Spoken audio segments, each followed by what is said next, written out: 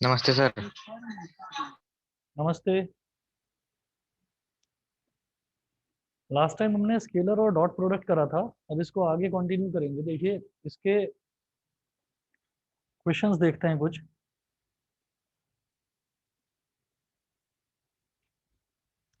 Find the angle between the vectors.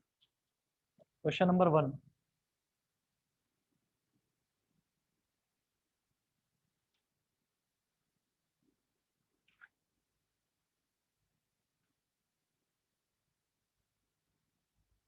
Find the angle between find the angle between the vectors find the angle between the vectors a vector is equal to find the angle between the vectors a vector is equal to I cap plus 2j cap minus k cap I cap plus 2j cap minus k cap and b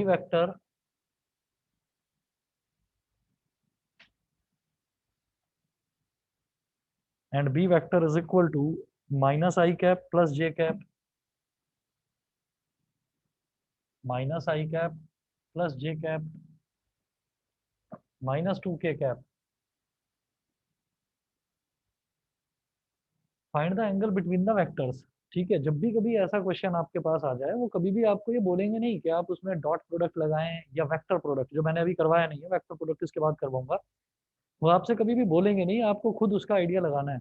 देखिए, हमें आसान पड़ता है काफी dot product लगाना, यानी कि scalar product लगाना। हम यहाँ पर ये कहेंगे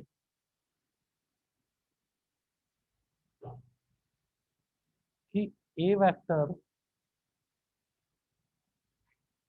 dot B vector is equal to A B cos theta. ठीक है, ये वेक्टर का डॉट प्रोडक्ट होता है।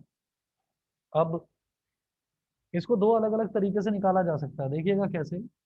आप लिखें यहाँ पर ए वेक्टर की वैल्यू, तो आई कैप का मतलब हो गया 1 i cap plus 2j cap minus k cap का मतलब है -1 k cap dot B vector का मतलब क्या है, -1 i cap -1 i cap j cap का मतलब है +1 j कैप और के कैप का मतलब है माइनस का 2k कैप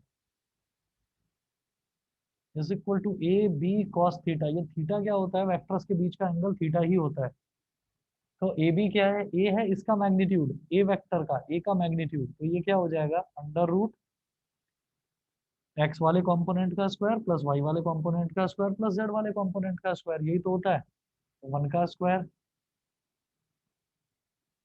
प्लस 2 का स्क्वायर प्लस -1 का स्क्वायर, ये हो गया। मल्टीप्लाइड बाई बी, बी क्या हो जाएगा, अंडर रूट बी वेक्टर के एक्स वाई और जेड के कंपोनेंट्स का स्क्वायर का सम। तो आई कैप का क्या है, -1, तो -1 का स्क्वायर। जे कैप का क्या है, +1, तो +1 का स्क्वायर। और के कैप का क्या है, -2, तो -2 का स्क्वायर इंटू कॉस थीटा, ये हो गया। अब देखिए, जो नॉर्मल नॉर्मल जो मल्टीप्लीकेशन होता है, हम नॉर्मल मल्टीप्लीकेशन भी इसमें कर सकते हैं। कैसे, कि जैसे 1 i कैप है, तो 1 i कैप को आप इससे भी करो मल्टीप्लाई, फिर इससे करो, फिर इससे करो, फिर 2j को आप इससे भी करो, इससे भी करो और इससे भी करो। तो देखिए, इसको ना एक सीधा सीधा फंडा याद रखना। आप ये देखो, अगर मैं आई कैप वाले को आई कैप से मल्टीप्लाई करता हूँ, तो आई कैप डॉट आई कैप क्या बताया था, 1 होता है। और आई कैप को अगर जे कैप में मल्टीप्लाई करेंगे या के कैप में मल्टीप्लाई करेंगे, तो वो 0 हो जाएगा। मतलब डिफरेंट यूनिट वेक्टर्स को अगर मल्टीप्लाई करते हैं, उनका डॉट प्रोडक्ट निकालते हैं, तो वो 0 होता है। और सेम यूनिट वेक्टर्स का डॉट प्रोडक्ट 1 होता है। तो ये जो आई कैप वाला है, इसका मतलब इसको सिर्फ आई कैप वाले में मल्टीप्लाई करेंगे तो कोई वैल्यू आएगी। इसको आगे जे कैप और के कैप वालों में मल्टीप्लाई करोगे तो 0 ही आएगा। तो करने की जरूरत नहीं है। जब दो वेक्टर्स को इस तरह से मल्टीप्लाई करते हैं, तो आई कैप वाले को आई कैप में करो मल्टीप्लाई, जे कैप वाले को जे कैप में मल्टीप्लाई, और के कैप वाले को के कैप में। बाकी आप किसी को भी आपस में मल्टीप्लाई करेंगे, सब 0 ही आएंगे। समझ गए मेरी बात। ऑनलाइन वाले बच्चे बताइए, अंश, आर्यन, आस्था, दिवस, रोहन, यश, क्लियर है इतना? Yes sir. Yes sir. ठीक है, चलिए अब मैं यहाँ से ये देख रहा हूँ कि मेरे को आई कैप वाला आई कैप वाले में ही मल्टीप्लाई करना है, तो 1 इंटू -1 क्या हो जाएगा, -1। फिर जे कैप वाले को जे कैप वाले में ही करेंगे, तो प्लस का 2 इंटू प्लस का 1 क्या हो जाएगा, प्लस का 2। और माइनस का 1 इंटू माइनस का 2 क्या हो जाएगा, ये भी प्लस का 2, is equal to under root 1 का स्क्वायर हो जाएगा 1, 2 का स्क्वायर हो जाएगा 4, 1 प्लस 4 हो गया 5, 5 और -1 का स्क्वायर फिर से 1, तो ये हो गया 6। तो 4 प्लस 1 5 प्लस 1 6, तो ये हो गया √6 अंडर रूट 1 का स्क्वायर 1, -1 का स्क्वायर 1, 1 प्लस 1 2, और अगेन ये क्या है 4, तो 2 प्लस 4 6, तो √6 इंटू √6 कॉस थीटा। अभी ये हो गया 2 प्लस 2 4, और 4 में से 1 सब्ट्रैक्ट करेंगे तो कितना आ जाएगा 3, और √6 इंटू √6 क्या हो जाएगा 6 कॉस थीटा। अब इसको 6 को इधर ले आओ, cos theta is equal to 3/6, 3 1 जा 3, 3 2 जा 6, 1/2 हो गया। Cos theta is equal to 1/2। भाई कॉस के टेबल में 1/2 कहाँ आता है बताओ, 60 डिग्री। तो इसका मतलब थीटा की वैल्यू क्या आ गई 60 डिग्री। तो this is the angle between a vector and B vector. A vector और बी वेक्टर के बीच में एंगल है हमारा 60 डिग्री। बताइए समझ में आ गया, ठीक है। उसके बाद देखिएगा नेक्स्ट क्वेश्चन है, प्रूव दैट द वेक्टर्स। ये छोटे छोटे क्वेश्चंस बहुत आते हैं। और देखिएगा जैसे ही कभी भी मान लीजिए अगर अगर ऐसा आता है कि आप लोगों के लिए भी एमसीक्यूज ही बनते हैं, तो फिर ये छोटे छोटे क्वेश्चंस उसमें बहुत आते हैं। तो आप क्या करेंगे, रफ में तो इसको सॉल्व करेंगे और फिर उसमें आंसर दे रखा होगा कि दो वेक्टर्स हैं उनके बीच में एंगल क्या है, तो वो 4 5 एंगल दे देंगे, 30 डिग्री, 60 डिग्री, 90 डिग्री, 45 डिग्री, कुछ भी 4 एंगल दे देंगे। हमने देखा 60 डिग्री आ रहा है, तो हम उसको कैलकुलेट करके जो करेक्ट ऑप्शन है उसे मार्क कर देंगे। अगला देखते हैं,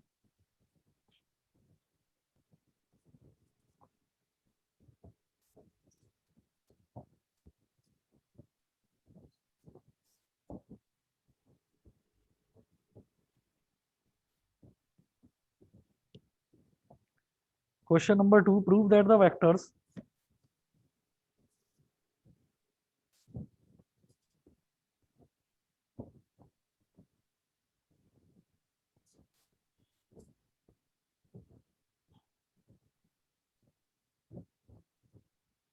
prove that the vectors A vector is equal to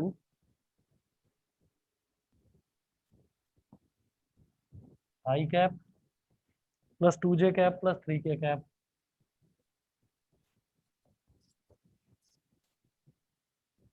I cap plus 2j cap plus 3k cap, and B vector is equal to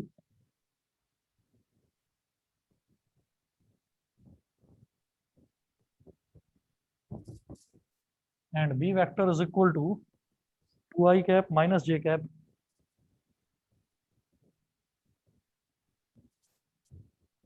are perpendicular to each other। ये चीज prove करनी है कि ये जो दोनों वेक्टर्स हैं ये एक दूसरे पर परपेंडिकुलर है, they are perpendicular to each other, ये प्रूव करना है।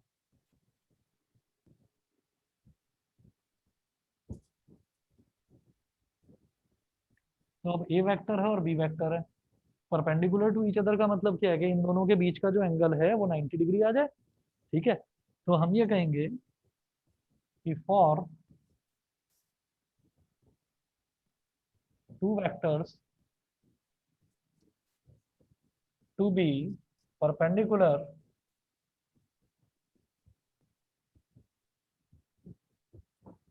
टू ईच अदर, ये हमने एक प्रॉपर्टी देखी थी कि अगर दो वेक्टर्स को एक दूसरे के परपेंडिकुलर होना है तो उन दोनों का जो डॉट प्रोडक्ट है वो 0 के बराबर आ जाना चाहिए।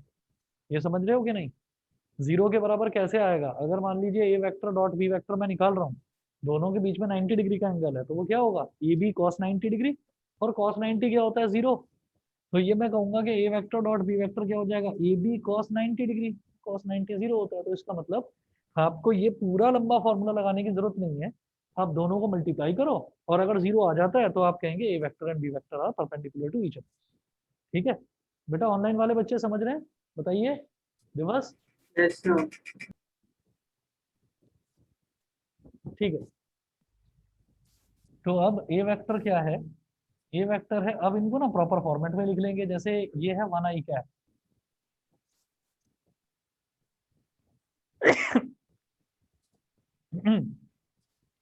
ये है प्लस का 2j कैप, और ये है प्लस का 3k cap, dot B vector क्या है, 2i कैप, और माइनस जे कैप मतलब -1j कैप, और प्लस 0k कैप। ये है, अगर ये मल्टीप्लाई करके 0 के बराबर आ जाता है तब तो ठीक है, हो गया वो परपेंडिकुलर प्रूव, नहीं तो नहीं। तो क्या कैसे होगा ये, अब आप ये देखिए, मुझे ये चीज प्रूव करनी है, ये चीज प्रूव करनी है। तो ए वेक्टर डॉट बी वेक्टर मैं देख रहा हूँ, 1 × 2 कितना हो गया, 2। 2 × -1 कितना हो गया, -2, और 3 × 0 कितना हो गया, 0। इससे ये कैंसिल आउट हो गया, इज इक्वल टू 0। तो हम ये कहेंगे since a vector dot B vector is equal to 0, therefore a vector is perpendicular to b vector. यही प्रूव करना था।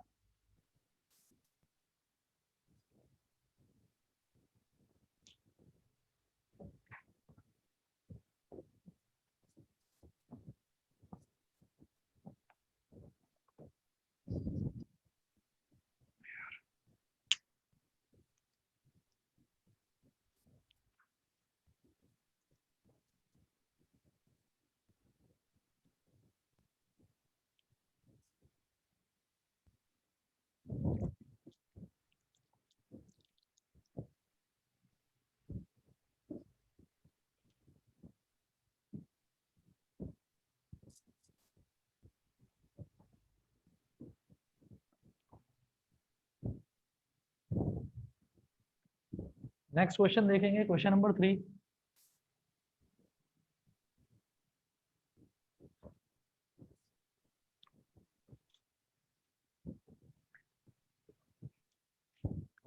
Two vectors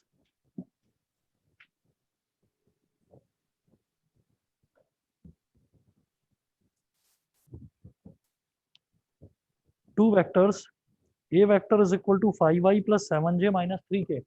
Two vectors a vector is equal to 5i plus 7j minus 3k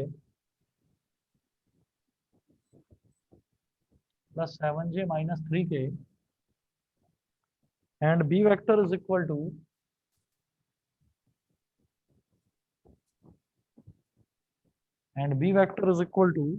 2i plus 2j minus alpha k, 2i plus 2j minus alpha k cap are mutually perpendicular to each other, are mutually perpendicular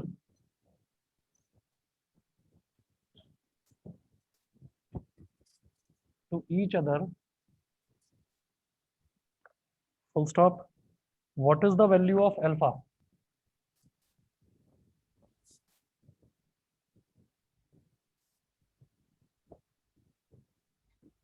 What is the value of alpha?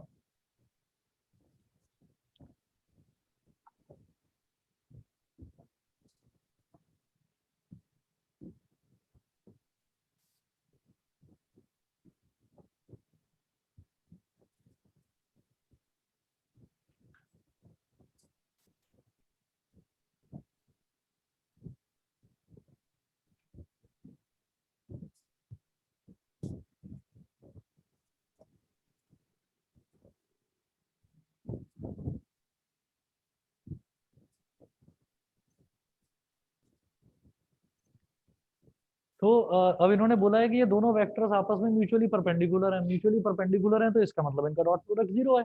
इनका dot product zero के बराबर रख दो तो एक unknown alpha है अपने आप निकल जाएगा। ठीक है, यहाँ पर हम ये कहेंगे since A vector is perpendicular to B vector, therefore A vector dot B vector is equal to 0. It implies that A vector dot B vector यानी कि 5i cap plus 7j cap minus 3k cap dot 2i cap plus 2j cap minus alpha k cap is equal to 0. याद रखिएगा जब इस तरीके से multiply करते हैं तो आई कैप वाला आई कैप वाले में मल्टीप्लाई, जे कैप वाला जे कैप वाले में और के कैप वाला के कैप वाले। ठीक है, तो इस तरीके से हम मल्टीप्लाई करेंगे तो 5i कैप और 2i कैप, 5 टू ज़ा 10, 5 इंटू 2 प्लस 7 इंटू 2 और plus -3 multiplied by minus alpha is equal to 0। 5 two ज़ा 10 प्लस 7 टू ज़ा 14 और plus 3 alpha is equal to 0। तो ये हो गया 24 plus 3 alpha is equal to 0। तो 3 अल्फा इज इक्वल टू 24, तो 3 माइनस 24 सॉरी 3 8 ज़ा, तो अल्फा की वैल्यू हो गई -8। ठीक है, ये इस तरीके के क्वेश्चन आते हैं। मुझे लग रहा है आप लोगों को कोई मुश्किल तो लग नहीं रहे होंगे, आसान है ये क्वेश्चन। इसके बाद जो है एक क्वेश्चन देखेंगे बेटा। क्वेश्चन थोड़ा सा बड़ा है लेकिन देखोगे तो आसान है, कोई मुश्किल नहीं है।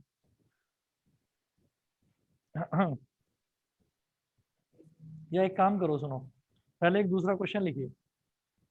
पेज नंबर ये सारे ना, मैं एस एल अरोड़ा का पेज नंबर 4.22 है। तो इसमें दे रखे हैं कुछ, इसमें पीएमटी के क्वेश्चंस भी हैं, प्री मेडिकल टेस्ट के भी, कुछ एनसीईआरटी के भी हैं और एक दो सेंट्रल स्कूल्स के भी। तो पेज नंबर 4.22 पर है एस एल अरोड़ा। मैं अगला क्वेश्चन करा रहा हूँ। If the magnitudes of two vectors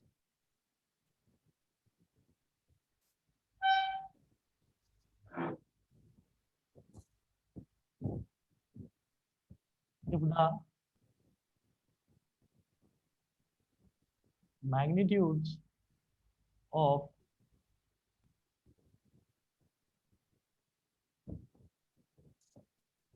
the magnitudes of two vectors are 3 and 4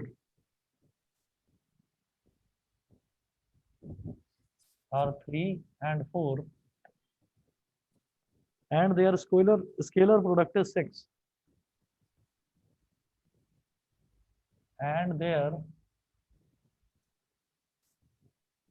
scalar product is 6, comma, then find the angle between the two vectors. Then find the angle between the two vectors.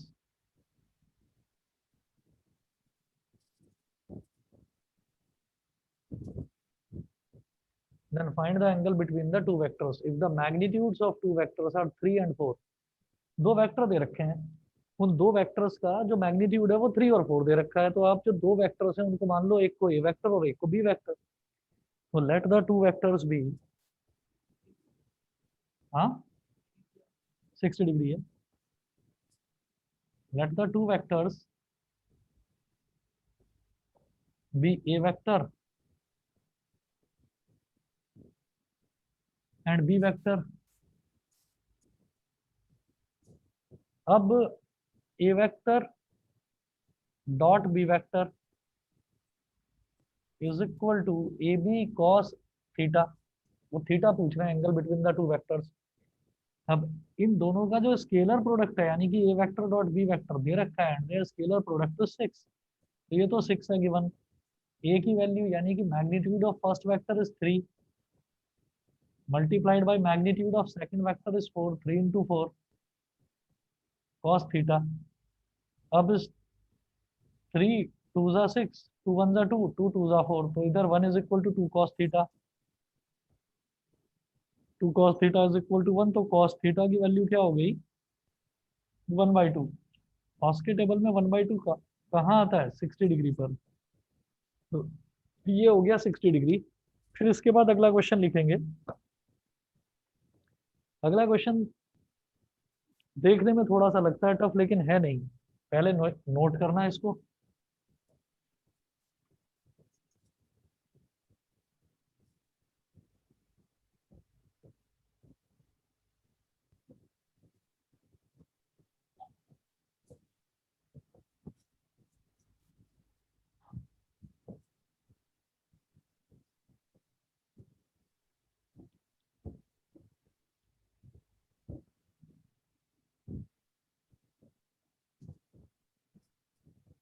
Question number 5 है, a body constrained to move along the z axis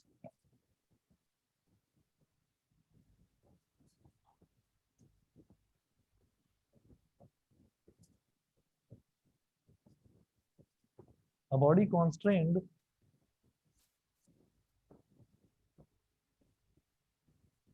to move along the z-axis, a body constrained to move along the z-axis of a coordinate system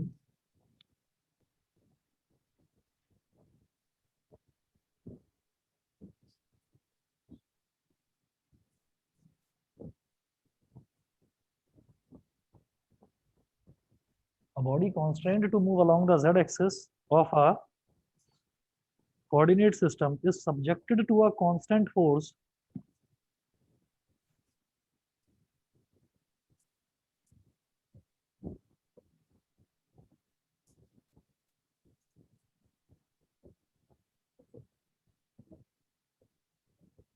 is subjected to a constant force F vector, subjected to a constant force F vector given by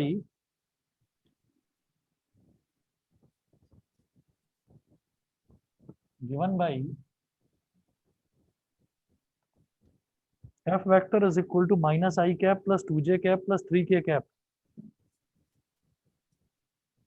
minus I cap plus 2j cap plus 3k cap. Full stop. Calculate the work done by the force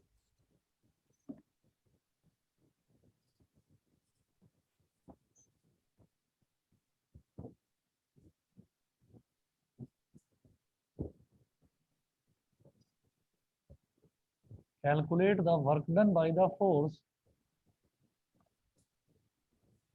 in displacing the body through a distance of in displacing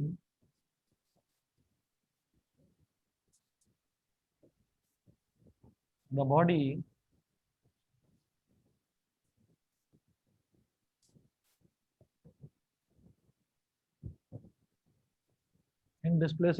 through a distance of 4 meter along the z-axis, 4 meter along the z-axis.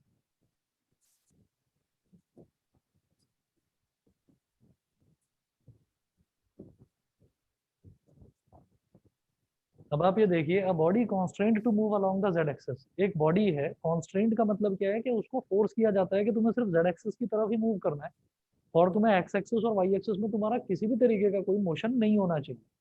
ठीक है, अब वो बोल रहे हैं कि force तो दे दिया मेरे को, चलिए एफ वेक्टर दे दिया है हमको कितना, माइनस आई कैप को मैं क्या बोलूंगा, माइनस 1 आई cap plus 2j cap plus 3k cap. तो एक तो ये फोर्स दे दिया है, दूसरा ये बताया है कि ये जो बॉडी है ये केवल और केवल z एक्सिस की डायरेक्शन में ही मूव करेगी, और कितना calculate the work done by the force in displacing the body through a distance of 4 metre along the z axis. उसको सिर्फ 4 मीटर आपने जेड एक्सिस के अलोंग मूव करवा दिया, तो यानी कि जो डिस्प्लेसमेंट वेक्टर है वो कितना दे रखा है? डिस्प्लेसमेंट है 0 आई कैप। आई कैप कौन सा डायरेक्शन है? एक्स एक्सिस की तरफ डायरेक्शन। तो एक्स एक्सिस की तरफ तो मूवमेंट है ही नहीं, तो 0 आई cap. Z X Y axis की तरफ भी मूवमेंट नहीं है, तो 0 जे कैप। लेकिन जेड एक्सिस की तरफ कितना मूवमेंट है? 4 मीटर का, तो 4 के कैप। तो एफ वेक्टर और एस वेक्टर ये हो गया। ये दोनों को अगर मल्टीप्लाई कर देते हैं तो हमारे पास वर्क डन आ जाता है। अब मैं ये जानता हूँ कि वर्क डन एक स्केलर क्वांटिटी होती है। तो वर्क डन एक स्केलर क्वांटिटी का मतलब क्या? वर्क डन का कोई डायरेक्शन नहीं होता। तो इसका मतलब क्या है कि आप इन दोनों का स्केलर प्रोडक्ट करोगे, क्योंकि वर्क डन, मैं ये जानता हूँ कि वर्क डन क्या होता है? Force into displacement. तो जब इन दोनों को मल्टीप्लाई हम करेंगे तो इनका डॉट प्रोडक्ट ही निकालूंगा, क्योंकि मुझे रिजल्ट में स्केलर चाहिए, है ना। मैं जानता हूँ वर्क डन एक स्केलर है। अच्छा, अगर मान लीजिए कोई ऐसी टर्म आ जाए जिसमें हम ये कहते हैं, जैसे आपको अगर याद हो तो हम ये कहते थे कि ये जो होता है आपका मोमेंटम, याद है 9th क्लास में करा था, मास इनटू वेलोसिटी होता था मोमेंटम। तो मोमेंटम जो है वो एक वेक्टर क्वांटिटी होती है। तो उसमें हम ये क्या करेंगे, उसमें हमें मास का और वेलोसिटी वेक्टर का वहां हमें क्रॉस प्रोडक्ट निकालना पड़ेगा। ठीक है। तो वो खैर मैं क्रॉस प्रोडक्ट में कुछ उस तरीके के एग्जांपल्स होंगे तो आप समझ जाएंगे दोनों में अंतर क्या है। फिलहाल मुझे वर्क डन निकालना है। We know that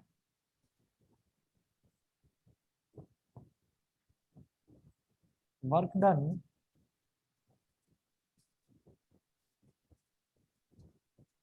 is equal to force into displacement। Work done is equal to force into displacement. Work done क्या है? W is equal to f vector dot s vector minus 1 I cap plus 2 j cap plus 3 k cap dot 0 I cap plus 0 J cap plus 4 k cap. ये हो गया। Multiply करेंगे तो आई वाला 0 है, ये 0, जे वाला 0 है, ये 0, तो 3 4 का 12 हो गया बस। 3 इंटू 4 लिख दूंगा यहाँ पर, 3 मल्टीप्लाइड बाई 4, तो ये कितना हो गया? 12 जूल। ठीक है, ये 12 जूल हो गया। और यहाँ मैं लिखना भूल गया था, यहाँ पर ना ऐसे ब्रैकेट में लिखकर इधर एन लिखा हुआ था, एन मतलब न्यूटन।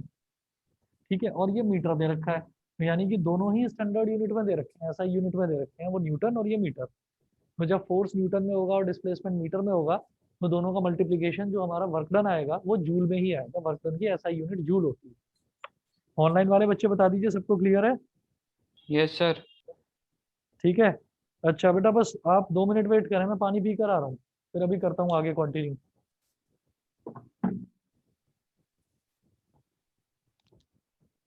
2 मिनट में आ रहा हूँ।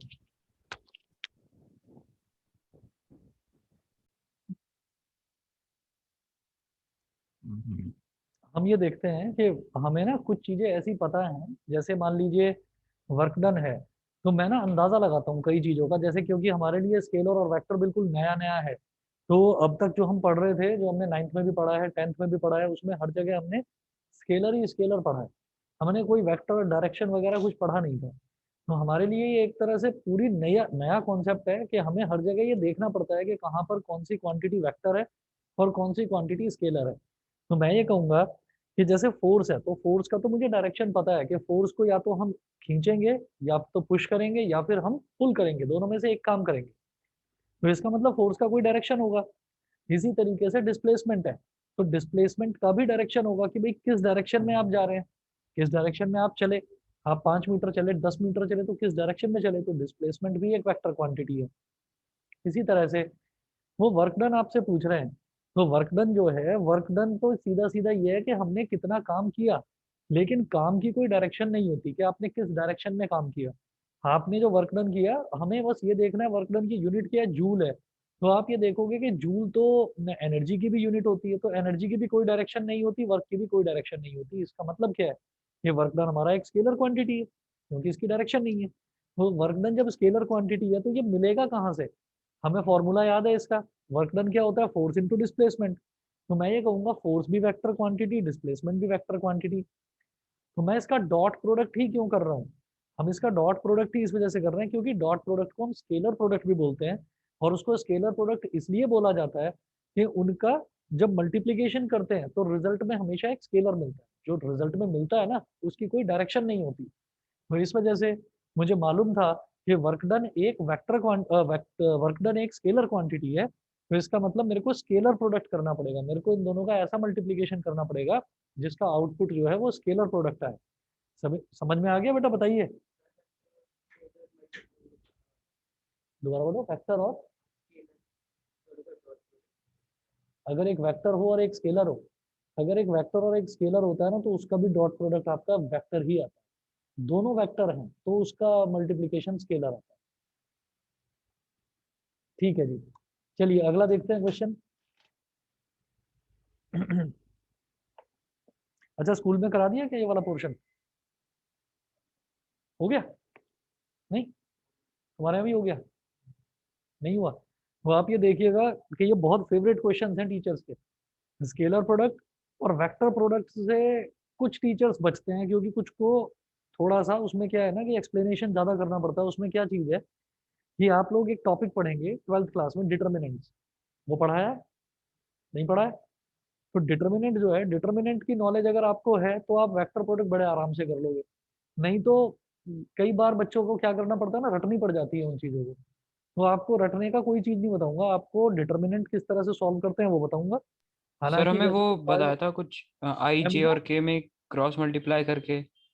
आई जे और के में क्रॉस मल्टीप्लीकेशन अगर ये बताया है तो यस इसका सर, मतलब बताया बिल्कुल है। सही। हाँ, तो बिल्कुल सही बताया आपके टीचर ने। मैं आपको डिटर्मिनेंट कैसे सॉल्व करना है वो आपको बताऊंगा। उसके एक या दो लॉजिक बताऊंगा तो उससे आपका वेक्टर प्रोडक्ट बहुत आसान हो जाएगा।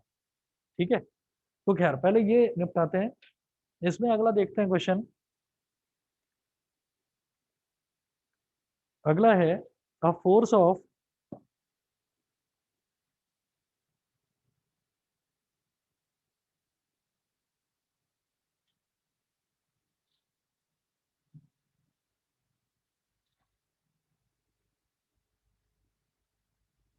ये वाली जो बुक है एस एल अरोड़ा, ये साइकोलॉजिकली बड़ा अच्छा खेलती है बच्चों के साथ। साइकोलॉजिकली खेलते हैं ये। इनके आप न्यूमेरिकल देखना, अभी मैं करने वाला हूँ ये न्यूमेरिकल। इनके न्यूमेरिकल में ऐसा होता है जैसे मान लीजिए आपने कोई बुक उठाई, for example H C Verma उठा ली। एक बुक आती है फिजिक्स की, आई ई इरोडोव, जानते हो? इरोडोव एक रशियन राइटर है। और ये बताते हैं कि मेंस के तो नहीं पर एडवांस के ज्यादातर क्वेश्चन उसी में से बनते हैं। और एक भी क्वेश्चन नहीं हो पाता अपने आप से, एक भी क्वेश्चन नहीं हो पाता। तो जितने भी बच्चे आईआईटी में जाते हैं सब रट्टा मार के जाते हैं उसका पूरा। रट्टा इन द सेंस समझ तो लेते हैं पूरी बुक को, ठीक है, कि भाई उसका सॉल्यूशन देखा, उसका सॉल्यूशन देखकर करा, एक बार करा, दो बार करा, पांच बार करा, छह बार करा। जब छह सात बार आप एक चीज को कर लोगे वो रटी जाएगी ऑब्वियसली। तो अगर आप इरोडोव उठाओगे तो इरोडोव उठाकर हर क्वेश्चन को देखकर depression depression depression, deep depression, पागल हो जाता है बच्चा के साइंस लेके मैंने गलती कर दी, मेरे पास अब कोई और ऑप्शन बचा नहीं है मरने के अलावा। ऐसी ऐसी फीलिंग आने लगती है मन के अंदर। और ऐसे ही अगर आप एच सी वर्मा देखोगे तो एच सी वर्मा चलो थोड़ा बहुत वो रहम दिल इंसान थे तो उन्होंने थोड़ा आसान क्वेश्चंस बनाए। हालांकि थर्मोडायनेमिक्स में जब आते हैं ना ऐसे क्वेश्चन, उसमें एक बच्चा था, तो बड़ी गर्मी हो रही थी, उसका मन कर रहा, थर्मोडायनेमिक्स मतलब anything which is related to heat and temperature, है ना? तो जब उस वाले में आएंगे, एक बच्चा था, बड़ी गर्मी हो रही थी, उसका मन करा आइसक्रीम खाने का। तो बच्चे ना बड़े गौर से पढ़ने लगते हैं कि अच्छा ये तो बच्चे की कहानी आ रही है, भाई फिजिक्स बड़ा इंटरेस्टिंग है, कहानियां बता रहे हैं, मेरे को भी गर्मी में आइसक्रीम खाने का मन करता है। अब वो बच्चा आइसक्रीम खाने चला गया। आइसक्रीम का जो फ्रिज था उसका टेम्परेचर कोफिशिएंट दे रखा है। और जब उसने आइसक्रीम को खाया तो उसकी जीभ जो है वो इस रेट पर कॉन्ट्रैक्ट हुई, है ना? जब ऐसी ऐसी चीजें देखने को मिलती है तो यार ये तो धोखा दे दिया हमको।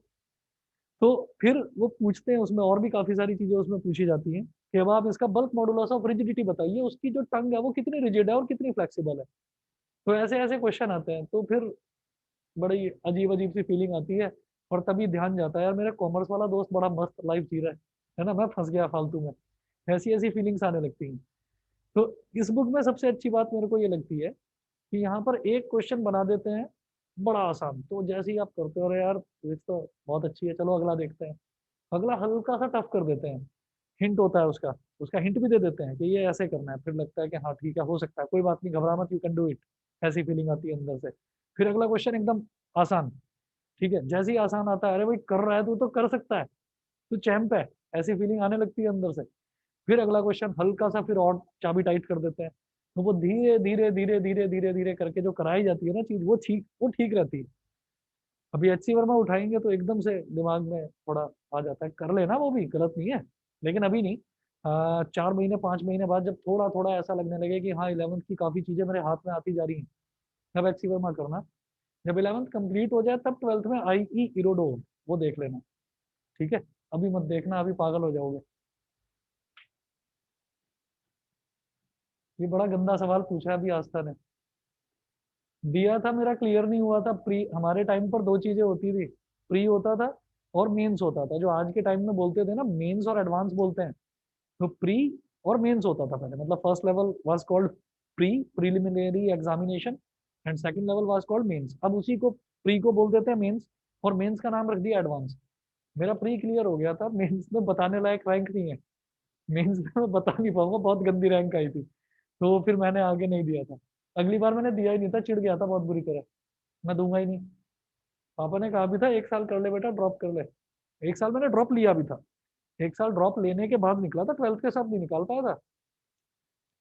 पुरानी बात है, ये बात है 2002 की, मैंने 2002 में करा था 12th। और उसके बाद फिर 1 साल का गैप लिया।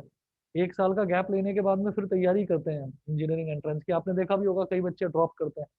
ड्रॉप करने के बाद में फिर मेरा प्री तो निकल गया था, तो बड़ा कॉन्फिडेंस लेवल बड़ा हाई हो गया था, कर लूंगा कर लूंगा कर लूंगा। गलती है मेरी, मैंने वो जो बीच का 2 ढाई महीना मिलता है ना, उसमें मैं तेरा मतलब मैं हवा में था। वो हवा मेरी तभी निकली जब रिजल्ट आया, जब मैंने पेपर देखा मुझे समझ में आ गया, तो तू बेटा गया है इसमें, नहीं हो पाएगा। फिर कहा भी पेरेंट्स ने कि कर ले, पहले लेते थे बच्चे 2-2 क्या 3-3 साल का भी ड्रॉप मार लेते थे पहले। मैंने 1 साल का लिया, उन्होंने बोला कि 1 साल का और ले ले, फिर मैं चिढ़ गया था, मैंने कहा मुझे करना ही नहीं है, मुझे जहाँ एडमिशन मिलेगा मैं ले लूंगा, आईआईटी में मुझे जाना ही नहीं। आईआईटी में सारे चीते होते हैं क्या, मैं कहीं और पर जाके मैं वहाँ चीता बन जाऊंगा। तो ऐसी ऐसी थी, खैर कोई बात नहीं, होता है। तो आप लोगों के लिए भी खैर यही सलाह है, मैं ये नहीं कहता हूँ कि आईआईटी बेकार चीज है, लेकिन आप लोगों के लिए भी यही सलाह है कि आईआईटी के लिए मेहनत कर लो पूरी, ठीक। लेकिन अगर नहीं हो पाता है ना, तो परेशान मत होना। मतलब इसका मतलब ये नहीं है कि पहले से ये प्रिपेयर हो जाओ कि नहीं कोई बात नहीं, नहीं हो जाएगा तो मैं परेशान नहीं होऊंगा, तो होता है कई बार, परेशान मत होना बस। क्योंकि लाइफ में पता नहीं चलता कि आप कहीं, कई बच्चे ऐसे भी हैं जो बहुत अच्छे अच्छे दूसरे भी इंस्टीट्यूट्स हैं, वहां से भी बहुत अच्छी अच्छी जगह निकल जाते हैं। टारगेट तो सभी का यही होता है ना कि हमको सिलिकॉन वैली में ही जाना है, सबका यही टारगेट है भाई, और क्या है इंडिया में। और इंडिया में जो ज्यादातर जो नाम कमा रहे हैं, जो स्टूडेंट्स यहाँ के, वो किस में कमा रहे हैं, वो ज्यादातर आईटी फील्ड में ही कमा रहे हैं, उससे ज्यादा नहीं। मेडिकल फील्ड में भी है, पर मतलब that field is also stagnant. वहां पर क्या है कि स्टैग्नेशन है, कि वहां पर आप सोचो ना कि आप बहुत बड़े चैंपियन हो गए हो, तो वहां पर ये कहेंगे नहीं भाई तेरा बाप बैठा हुआ है ऊपर, और बहुत ऊंचे ऊंचे लोग बैठे हुए हैं इंडिया में, एम्स है, एम्स में एक से बढ़कर एक डॉक्टर्स हैं। बल्कि मैं आपको अगर कभी कोई, तुम मेडिकल में हो ना, तुम्हारा तुम्हारा भी वही वाली लाइन, पीसीएम है, अच्छा, तो तुम्हारी जैसे मेडिकल वाली लाइन है, तो ये पड़ोस में रहते हैं, जो बराबर में अंकल रहते हैं ना, इनसे कभी कभी इनका लड़का आता है, आप इनसे बात कर सकते हो, इंटरकॉम नंबर 701 है, बात कर सकते हो। यूके में बहुत बड़ा डॉक्टर है, और एम्स से क्वालिफाई करा था, मेरे से 5 या 6 साल बड़ा है बस। तो आप बात कर सकते हो, ये गाइड कर सकते हैं, बहुत अच्छे भैया हैं, जब कभी आते हैं, अगर मेरे को ध्यान रहेगा तो मैं बता दूंगा तुम्हें। वहां पर मतलब उसके हैं, ये न्यूरो सर्जन, जो ब्रेन के होते हैं ना वो वाले। तो थोड़ा सीनियर से टच में रहिए। चलिए जी आगे देखते हैं। A force of 7 i cap plus 6 k cap,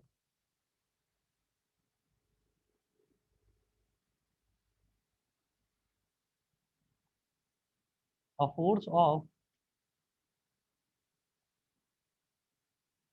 7 i cap plus 6 k cap newton makes a body, newton makes a body move on a rough plane with a velocity,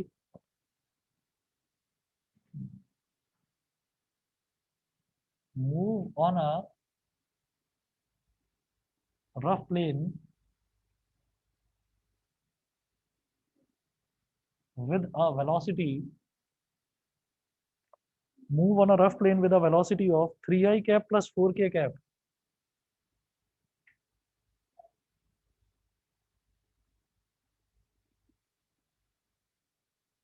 Three I cap plus 4k cap meter per second. Full stop. Calculate the power in watt. Calculate the power in watt.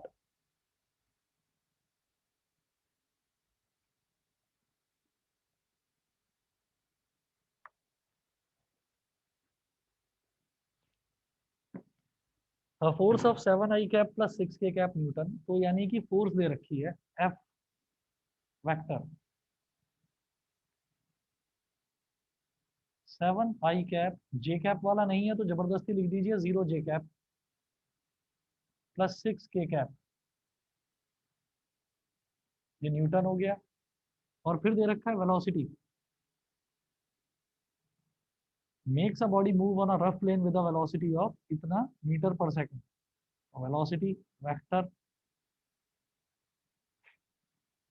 3i cap plus 0j cap plus 4k cap metre पर second. अब वो पूछ रहे हैं कि आपको power निकालनी है, तो पावर का फॉर्मूला याद रखें कि फोर्स इंटू वेलोसिटी पावर होता है, ठीक है। अब ये मैकेनिकल पावर की बात हो रही है, force into velocity. Electric power की बात करेंगे तो वो आप करके आए हो, work done upon time taken, ठीक है, V into I, voltage into current. तो ये वाला जो पावर है, इन दोनों को प्रोडक्ट करना पड़ेगा, और पावर की कोई डायरेक्शन नहीं होती, पावर की कोई डायरेक्शन नहीं होती। फॉर एग्जाम्पल अगर मैं फोर्स कहूँ, फोर्स की डायरेक्शन होगी, वेलोसिटी की डायरेक्शन होगी। फोर्स इंटू वेलोसिटी करूंगा तो पावर की कोई डायरेक्शन नहीं होती, ठीक। तो P इज इक्वल टू क्या हो जाएगा, F vector dot V vector, तो 7i cap plus 0j cap plus 6k cap. हाँ, दोनों वेक्टर क्वांटिटी है, v तो वेलोसिटी है, वेलोसिटी की तो डायरेक्शन होती है, वेक्टर होती है। और ये हो गया 3i कैप, हाँ हाँ, p स्केलर है। वैसे भी आप देख लीजिए कि जब भी मैं कहूंगा ना कि भाई ये जो स्कूटर है ना, इसकी वेलोसिटी 40 किलोमीटर पर आवर है, और वो अगर स्कूटर खड़ा हुआ है तो आप कहोगे क्या पागल बना रहा है, 40 किलोमीटर पर आवर कहाँ से, तो चुपचाप खड़ा हुआ है, ठीक है। तो इसका मतलब अगर किसी भी कोई भी आपकी वेक्टर क्वांटिटी होगी ना, तो आपको वो वेक्टर क्वांटिटी किसी डायरेक्शन में जाती हुई दिखाई दे जाएगी। अगर मैं पावर की बात करता हूँ, तो हम ये कहते हैं कि ये जो मोटर है ना, जो भी मोटर है, मान लीजिए इलेक्ट्रिक मोटर की बात करते हैं, इस इलेक्ट्रिक मोटर की पावर इतनी वॉट है, तो वो मोटर कहीं मूव करती हुई नहीं दिखाई दे रही, वो मोटर वही है, स्टेबल है। तो वो जो पावर है दैट लाइज विद इन, तो वो जो पावर है उस पावर की कोई डायरेक्शन नहीं होती। इसका मतलब यहाँ पर फोर्स है, फोर्स की तो डायरेक्शन होगी ना। भाई मैंने एक ना बॉक्स रखा हुआ था, मैंने उस बॉक्स को पुश करा, भाई कहाँ पर पुश करा, तो आपने बोला कि मैंने यहाँ से ना वहां उसको पुश करके पहुंचा दिया, तो इसका मतलब आप कहोगे कि आपने यहाँ से वहां ये डायरेक्शन में पहुंचा है, तो यानी कि उसकी डायरेक्शन थी ना। तो थोड़ा सा इस तरह से सोचकर आप देख सकते हैं। अब जैसे इसको इससे मल्टीप्लाई करेंगे तो 7 × 3, ये 0 × 0 तो 0 ही हो गया, प्लस 6 × 4, तो 7 × 3 हो गया 21, 6 × 4 हो गया 24, तो 24 प्लस 21 कितना हो गया 45, क्या वॉट। हाँ, पावर की यूनिट वॉट होती है। तो ये हो गया 3j 3i प्लस 4k, ठीक है। सभी को क्लियर है जी इतना, हाँ। चलिए जी, तो इतना कर लीजिए, बाकी फिर नेक्स्ट क्लास में कराऊंगा, और संडे को आपकी क्लास में ले सकता हूँ, तो प्रिपेयर रहिएगा, ठीक है। फिजिक्स की क्लास संडे को ले सकता हूँ।